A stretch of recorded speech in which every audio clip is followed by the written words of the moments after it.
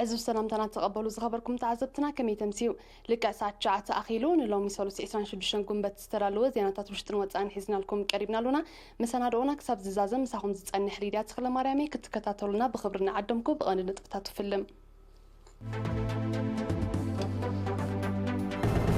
باقات تنبل مبل إسان شاعتن عمتنا تنت إيرترا مرحت هاجرات المنجستاتن يوهانا ملغت سريدوم ኤርትራውያን ተቐማጦ ሃገራት ስካንዲኔቪያ ሱዳን ደቡብ ሱዳንን ደቡብ አፍሪካን ጽምብልና ጽነት አብዒሎም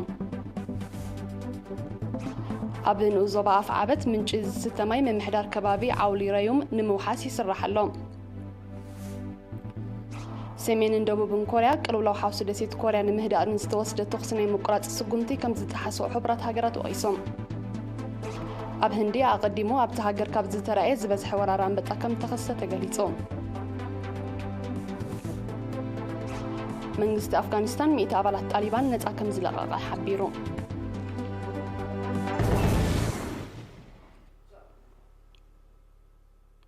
بأجات ጽምብል መበል 29 ዓመት ናጽነት ኤርትራ መራሕቲ ሃገራት መንግስታትን ውድብ ሕብራት ሃገራትን ናብ መንግስትን ህዝብን ኤርትራ ናይ ዮሃና መልእኽቲ ሰዲዶም ፕሬዝዳንት ፌደራላዊት ዲሞክራሲያዊት ሪፐብሊክ ኢትዮጵያ ሳህለወርቅ ዘውዴ ፕሬዝዳንት ሪፐብሊክ ጊኒ ፕሮፌሰር አልፋ ኮንደ ፕሬዝዳንት አዘርባይጃን ኢልሃም አሊየቭን ፕሬዝዳንት ኢጣሊያ ሴርጆ ማታሬላን ከምኡን ዋና ጸሐፊ ውድብ ሕብራት ሃገራት አንቶኒዮ ጉተረስ ኣብ መልእኽቶም ንፕሬዝዳንት ኢሳያስ አፈወርቂ ሙሉእ ጥዕና ንኤርትራን ህዝባን ድማ ሰላምን ብልጽግናን ተመንዮም እቶም መራሕቲ ኣስዒቦም ዝምድና ሃገራቶም ምስ ኤርትራ ንምምዕባልን ክልታዊ ምትሕግጋዝ ንምድንፋዕን ዘለዎም ድሌትን ቁርብነትን ኣረጋጊጾም ፕሬዝዳንት ሳህለወርቅ ዘውዴ ብተወሳኺ ሕውነታዊ ዝምድናን ምሕዝነትን ኤርትራን ኢትዮጵያን ንረብሓታት ህዝብታትን ብዘገልግል መሊሱ ከም ዝድልድልን ከም ዝምዕብልን ጽኑዕ እምነታ ገሊጻ ፕሬዝዳንት አልፋ ኮንደ ብወገኑ ክብርን መጎስን ነቶም ንስለ ናጽነትን ልኡላውነትን ኤርትራ በጃ ዝሓለፉ ሰማዕታት ድሕር ምባል ኤርትራ ብመሪሕነት ፕሬዝዳንት ኢሳያስ አፈወርቂ ኣብ ማሕበረ ቁጠባዊ ፖለቲካውን ባህላውን መድያት ንዘመዝገበቶ ድሙቕ ዓወታት ሞጊሶም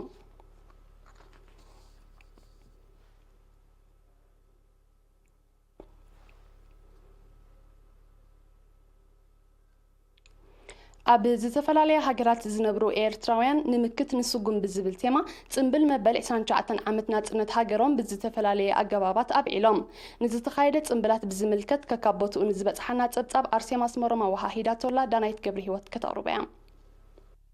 ኤርትራውያን ነበርቲ ሃገራት ስካንዲኔቪያ ሪፐብሊክ ሱዳን ሪፐብሊክ ደቡብ ሱዳንን ደቡብ አፍሪካን ንምክት ንስጉም ኣብ ትሕቲ ዝብል ቴማ ምስ ህሉ ኩነታት ለበዳ ኮሮና ሕግታት ዝነብሩለን ሃገራት ብዘፍቅዶ ኣገባባት መበል 29 ዓመት ናጽነት ሃገሮም ጸንቢሎም ኣብቲ ብዝተፈላለየ መሰናዶታት ዝተሰነየ ጽንብላት ውሱን ቁጽሪ በኣካል ዝበዝሐ ድማ ብመንገዲ ማሕበራዊ መራኸቢታት ከም እተሳተፎ ከካብ ቦትኡ ዝበጽሐና ሓበሬታ የንጽር በዚ መሰረት ኤርትራውያን ነበርቲ ሃገራት ስካንዲኔቪያ ብ23 ግንቦት ኣብ ዘካየድዎ ጽምብል ፈጻሚ ጉዳያት ኤምባሲ ኤርትራ ኣቶ ዮናስ ማናብ ዘስምዖ ቃል ጽምብል መበል 29 ዓመት በዓል ናጽነት ህዝብን መንግስትን ኤርትራ ንዘጋጠሞም መሰናኸላት ብጽንዓት ስዒሮም ከም ዝወጹ ኣብ ዘመስከረሉን ውህደቶም ኣብ ዝበረኸሉን ይበዓል ብምህላው ፍሉይ ድምቀትን ርዝነትን ከም ዘለዎ ገሊጹ ኣብታ ኣጋጣሚ ከም መቐጸልታ ናይቲ ማዕከን ኮቪድ-19 ንምስሳን ዝተገብረ ወፍያታት 500,000 ክሮነር ሽወደን ክብርከትን ከሎ ተመረቕቲ ተምሃሮ ኮሌጅ ድማ ተሸሊሞም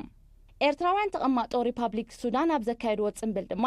ፈጻሚ ጉዳያት ኤምባሲ ኤርትራ ኣቶ ኢብራሂም ኢድሪስ ናይ ሎሚ ዓመት ጽምብል ናጽነት ኤርትራ ብሰንኪ ለበዳ ኮቪድ-19 ኣብ ዘይንቡር ሃዋህው ይጽምበል ከም ዘሎ ብምጥቃስ ንመላእ ህዝቢ ኤርትራ ኣብ ውሽጥን ወጻእን የውሃና ኢሉ ብተመሳሳሊ ኤርትራውያን ነበርቲ ሪፐብሊክ ደቡብ ሱዳን ብ24 ግንቦት ኣብ ጁባ ኣብ ዘካየድዎ ተመሳሳሊ ጽምብል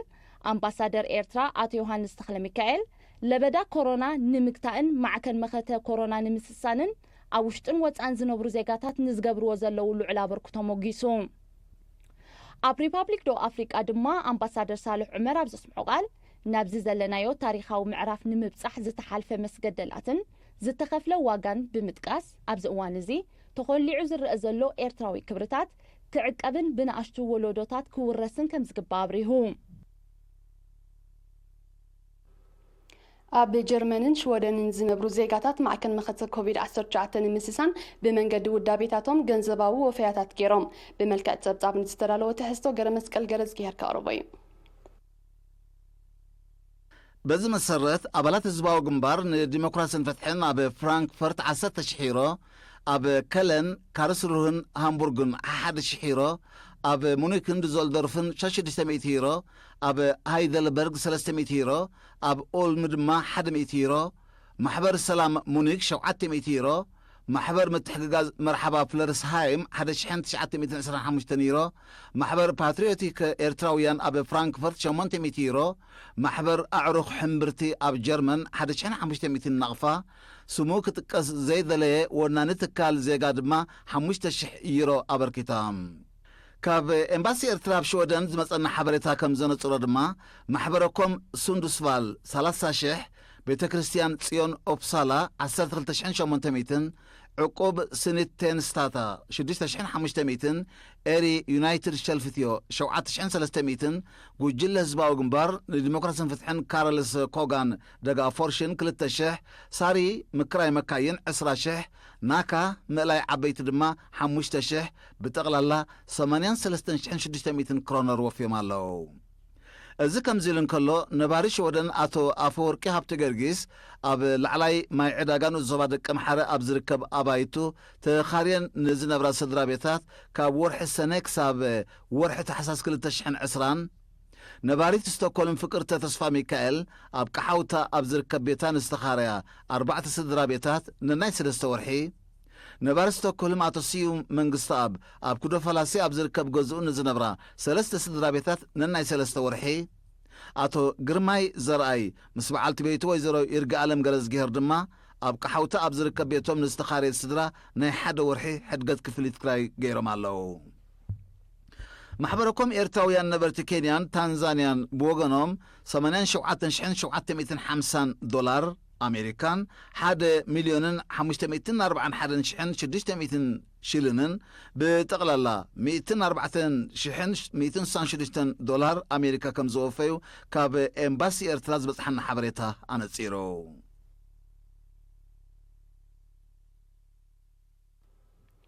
ኣብ ንኡዞባ ኣፍ ዓበት ምንጭ ዝተማይ ምምሕዳር ከባቢ ዓውሊ ረዩ ንምውሓስ ይስራሓሎም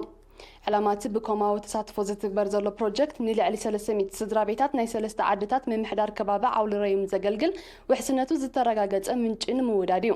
ኣቀዲሞም ዝግልገልሉ ዝነበሩ ምንጭ ማይ ብውሕጅ እናተበላሸወ ከጸግሞም ምጽንሑ ዝጠቐሱ ተሳተፍቲ ናይ ሓዋሩ ፍታሕ ንምርካብ ነቲ ምንጭ ብዘመናዊ ኣገባብ ይሃንጽዎ ከም ዘለው ገሊጾም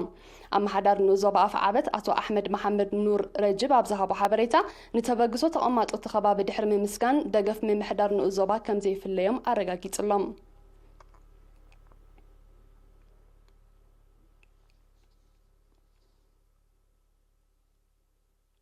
ክብራት ዓዘብትና ድሕሪ ዝሓጻር መሰጋገሪት ስዒቡ ዝቐርብ ኣህጉራዊ ዜናታት እዩ ምክታልኩም ክትቅጽሉ ደጊመ ብኽብሪ ዕድም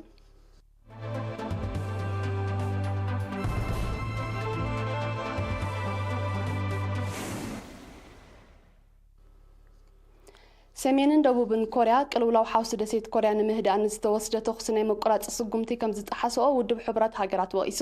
እቲ ውድብ ነዚ ወቀሳ ዘቕረበ ነቲ ኣብ መጀመርያ ናይ ዝወርሒ እዚ ኣብ መንጎ ሰራዊት ክልቲአን ሃገራት ዝተኻየደ ምልዋጥ ተኹሲ ክምርምር ድሕሪ ምጽናሕ እዩ እቲ ምልዋጥ ተኹሲ ብመን ከም ተጀመረ ክንጸር ከም ዘይተኻለ እንተኾነ ግን ክልቲአን ሃገራት ካብ ተሓታትነት ከም ልጣ ከም ዘይግባዩ እቲ ውድብ ዘረድእ ወተሃደራት ሰሜንን ደቡብን ኮርያ ብሰለስተ ጉንበት ኣብቲ ካብ ወተሃደራዊ ህላወ ነፃ ዝኾነ ዶባትን ምልዋጥ ተኹሲ ከም ዘካይዱ ዝሕብሩ ጸብጻባት እቲ ፍጻመ ፈኸም ክብል ንዝጸንሐ ኩነታት ሓውስ ደሴት ኮርያ ሓድሽ ኣንፈት ከየትሕዞ ስጋቶም ይገልጹ ሰራዊት ክልቲአን ሃገራት ምልውዋጥ ተኹሲ ከካይዱ ድሕሪ 2017 እዚ ናይ ፈለማ ምዃኑ ጸብጻባት ይጠቕሱ ቅልውላው ሓውስ ደሴት ኮርያ ብፍላይ ድሕሪ ምምጻእ ፕሬዚደንት ደቡብ ኮርያ ሙን ጃንኢን ኣብ ስልጣን ብኸፊል ሃዲኡ ክመስል ከም ዝጸንሐ እዩ ዝግለጽ ኣሜሪካን ሰሜን ኮርያን ዝጀመረኦ ግን ከዓ መዓልቦ ዘይተረኽቦ ዲፕሎማስያዊ ርክባት እውን ኣብ ምህዳእ ቅልውላው እወታዊ ተራ ከም ተጻወተ እዩ ዝሕበር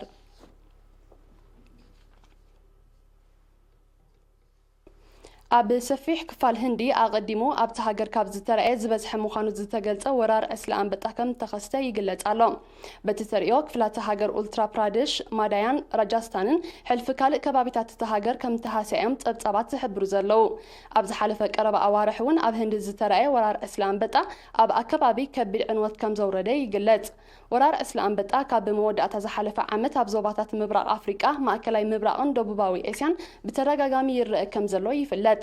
ምምዝባል ክሊማ ንምርባሕ አንበጣ ምቹእ ገይርዎ ከም ዘሎ ክኢላታት ይጠቕሱ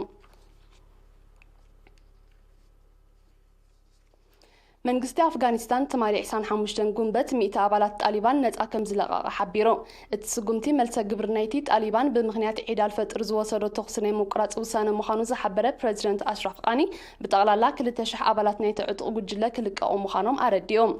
ጣሊባን ዝወሰዶ ንሰለስተ መዓልታት ዝጸንዕ ተኽሲ ናይ ምቁራጽ ስጉምቲ ንዲፕሎማስያዊ ዝርርብ ባይታ ዘጣጥሕ ምዃኑ ዝሓበረ ፕሬዚደንት ቃኒ እሱራት ናይ ምፍታሕ ተመሳሳሊ ስጉምቲ ክውሰድ ፀዊዕሎም መንግስቲ አፍጋኒስታን አቀዲሙ 1000 አባላት ጣሊባን ክፈትሕን ከሎ ጣሊባን ብወገኑ 300 እሱራት ወተሃደራት ከም ዝፈትሐ ጸብጻባት ይጠቕሱ እዚ ከምዚሉን ከሎ ብተበግሶ ጣሊባን ብ24 ጉንበት ዝተወስደ ተኽሲ ናይ ምቁራጽ ስጉምቲ ዛጊት ጸኒዑ ከም ዘሎ ካብቲ ከባቢ ዝተፈነወ ዜና አረዲዩ ኣብ ዝሓለፈ ወርሒ ለካቲት ኣብ መንጎ አሜሪካን ጣሊባንን ድሕሪ ዝተበጽሐ ስምምዕ ሰላም ኣሳት 19 ዓመታት ኣቕፂሩ ዘሎ ቅልውላው አፍጋኒስታን ክዓርፍ ከም ዝኽእል ክእመት ጸኒሑ ይኹን እምበር ኣብ መንጎ መንግስቲ አፍጋኒስታንን ጣሊባንን ዘሎ ፍልሊ ገና ብዘይ ምጽባቡ ተግባራውነት ናይቲ ስምምዕ ከይቁፅዕ ናይ ቀረባ ተዓዘብቲ ስጋቶም ይገልጹ بلبدا كورونا فيروس أزين تحسين زلوا هاجرات أوروبان كفلات هاجر أمريكان قطبان مبربار زعلم مفخاص إجارات بسفيحون متكبار أبز الدلوالو زلوا نايم مرمارن نستلخفون نايم كتتالن موشاب نتفتات كحيلة كيلاتات عنا توعم إز تقالي حمس مقتوا تحجاي هاجرات أوروبا هزباوي بوتاتاتن جماجم بحرن كخفتان بتحتخ إنجدان وتن كم زلوان أبز قلت على زلوا أواني